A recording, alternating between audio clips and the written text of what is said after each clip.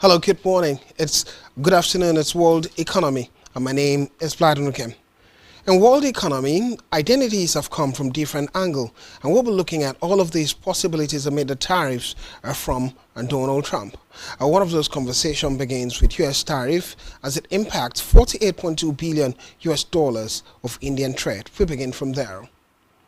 The Indian government estimates that the newly imposed 50% U.S. tariff will affect export worth $48.2 billion. Officials have warned that the additional duties could make shipment to the U.S. commercially unviable, potentially leading to job losses and slower economic growth. To soften the impact, the government is working on a multi-pronged strategy, including goods and services tax (GST), the reforms aimed at boosting domestic demand. The 50% tariff, effective from Wednesday, August 27, is expected to hit export of textile, shrimp, leather, and gems and jewelries the hardest. The U.S. accounts for nearly 40% of India's seafood exports, making the sector, especially shrimp, particularly vulnerable. Pharmaceuticals, electronics, and petroleum products remain exempt from the new duties. According to Economic Times, India exported goods worth 86 billion US dollars to the US in the financial year of 2025. And now let's look at US-Africa trades amid Trump's tariff. The latest US trade data for the first half of 2025 reveals sharp divergences in how African economies are navigating Trump's tariff-heavy regime. Egypt and Nigeria emerge as bright spots, recording sizable surpluses of $2.73 billion and $576 million respectively, thanks to surging export and softer import growth. And now let's look at the data of US-Africa trade amid Trump tariff, according to US Census Bureau and Bureau of Economic Statistics. South Africa, as indicated, however, has become the heaviest drag, with its deficit to the U.S. nearly doubling to $6.32 billion as American import and South African goods soared far beyond exports. A multiple observation indicates that Algeria's deficit narrowed modestly to $571 million, cushioned by the limited tariff exposure of its oil shipments, while the collective Oil Africa group has shifted from a slight surplus to a $108 million deficit. Taken together, the U.S. posted an overall $3.69 billion trade deficit with Africa in the first half of 2025, underscoring that while imports from the continent climbed 24% to $23.4 billion, a tariff has reshaped trade balances unevenly across the country. While looking at the exports and imports, the deep blue line indicates exports, and the lighter one indicates the green lighter one indicates imports. South Africa were the highest in terms of export and import balances. Nigeria following suit, Egypt, Algeria, and others in that direction. Meanwhile, New Zealand moved to speed up the supermarket entry with new laws. New Zealand will introduce legislation in November to fast-track supermarket approvals, aiming to boost competition and lower grocery prices. Finance Minister Nicholas Willis said the new rules will speed up and simplify the process for opening or expanding supermarket, addressing long-standing barriers that have kept new entrants out of the sector dominated by foodstuff, New Zealand and Australia's Woolworth. The government plans to appoint a single authority to oversee approvals and revise foreign investment rules to clarify pathways for new players. Willis warned that companies could face prosecution if they misuse market power to block competitors, emphasizing the need for more open and dynamic grocery markets.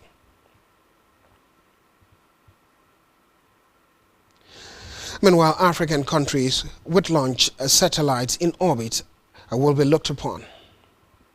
As of July 2025, only 18 African countries have satellites in space, signaling both progress and disparity in the continent's space race.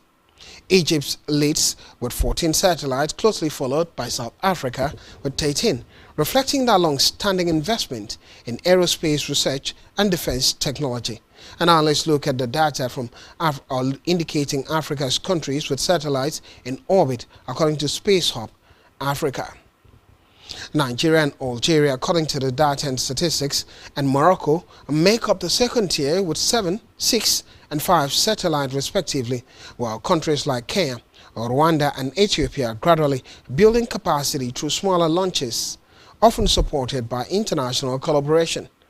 For most of the remaining African nations, satellite technology remains out of reach, leaving them heavily reliant on data from global or regional partners. This uneven distribution shows that Africa's space journey is still in its infancy, but a growing interest among countries with even 1 or 2 satellite points to a continent gradually asserting its role in the global space area.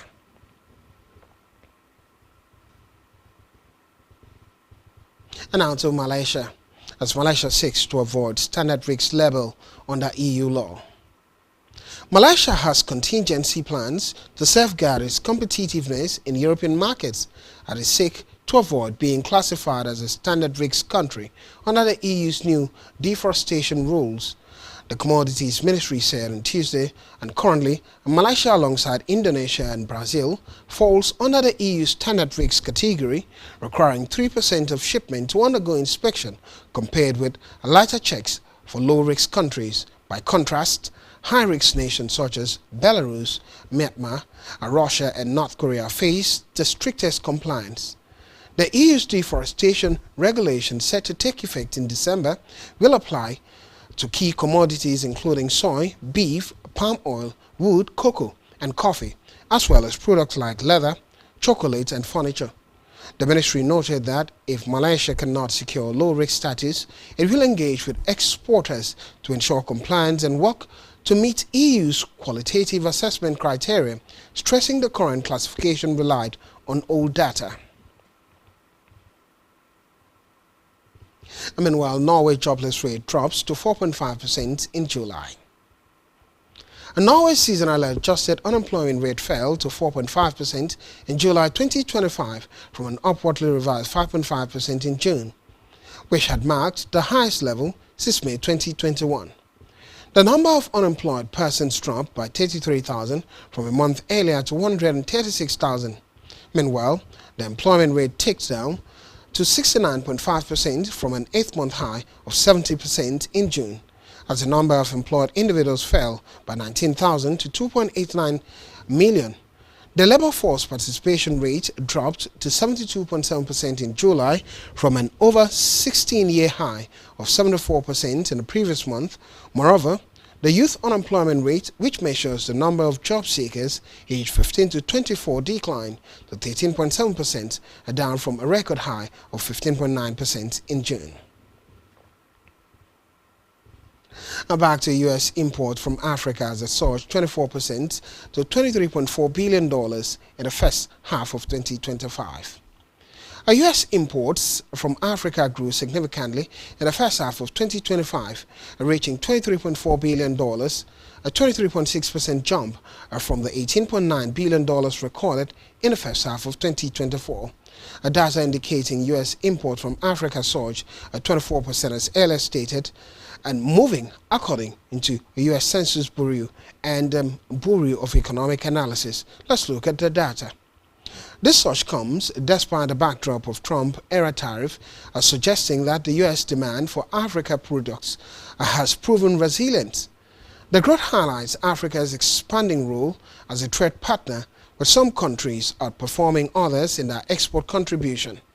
South Africa stood out as the biggest winner, with exports to the U.S. soaring by over 52%.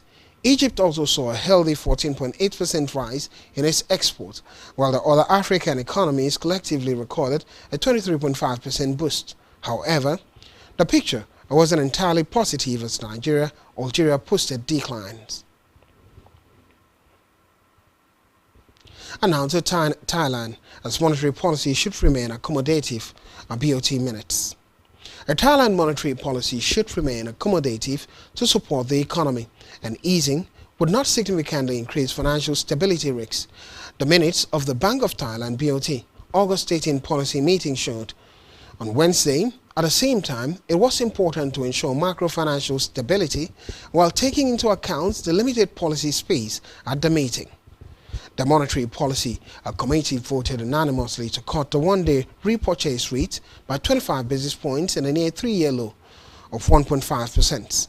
The August cut was the fourth reduction in 10 months to support a sluggish economy and grappling with U.S. tariffs and softer tourism.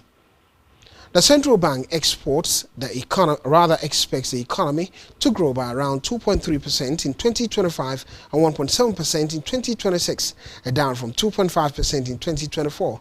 Recent data showed that Thailand's economy expanded by 3% in the first half of the year. Separately, a deputy finance minister said that there is room for Thailand's central bank to cut interest rates further, according to reports. Now looking at millionaire growth in Africa. Over the past decade, Africa's millionaire hotspots have shifted significantly, with Mauritius' Black River region standing out after its millionaire population more than doubled, rising from around 540 a decade ago at 1,100 today. A net gain of over 560 new millionaires. Looking at the data indicating millionaire growth in Africa according to New World Wealth. Marrakesh followed with a 67% surge, growing by roughly 680 millionaires to reach 1,700, thanks to its flourishing tourism and a luxury property market and international appeal. In South Africa, lifestyle-driven regions such as World Coast, a positive 600 millionaires, and a Cape Wineland, a positive 1,100, have grown steadily, while Cape Town, despite a smaller growth rate of 33%, added the largest absolute increase of all, over 2,100 new millionaires, bringing its total to 8,500 today. These gains reflect how political stability, lifestyle appeal and investment opportunities have reshaped Africa's wealth map. And I will go on a quick break, and when we're back, our world economy continues, looking at further conversation around global standings. Don't go anywhere.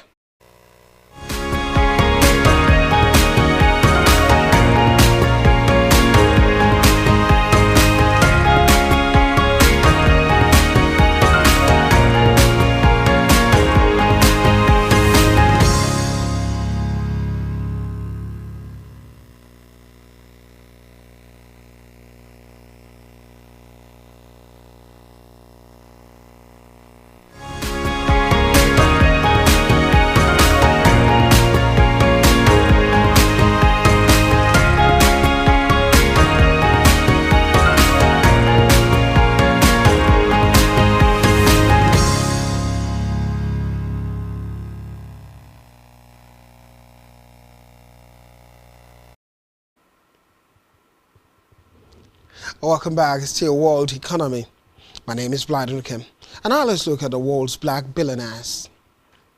Forbes' ranking of the world richest black billionaires reflects a striking split between Africa's industrialists and America's business and cultural icons. Now let's look at the top black billionaires in the world in 2025 according to Forbes. At the top seat, Aliko Dangote of Nigeria, whose $23.9 billion fortune keeps him firmly ahead of his peers, largely driven by cement, sugar, and other industrial ventures. Nigeria further cements its place on the global stage with Mike Adenuga at $6.8 billion and Abdul Samad Rabiu $5.1 billion, making it the only African nation with three names in the top 10. Let's look at the data according to Forbes. In contrast, the United States contributes 6 billionaires led by David Stewart, $11.4 billion, and Robert F. Smith, $10.8 billion in tech and private equity, alongside entertainment and sport moguls like Michael Jordan, $3.5 billion, Oprah Winfrey, $3 billion, and Jay-Z, $2.5 billion. Also included is Alexander Kapp, $8.4 billion, Palanta, a CEO, who Forbes categorized as black, though he is of mixed race. South Africa's Patrice Motsepe, the CAF president, $3 billion, rounds out the list, showing how mining wealth continues to shape African fortunes. Together, these figures highlight how Africa's wealth is still anchored in natural resources and infrastructure, while the U.S. wealth is more diversified across technology, finance, and culture.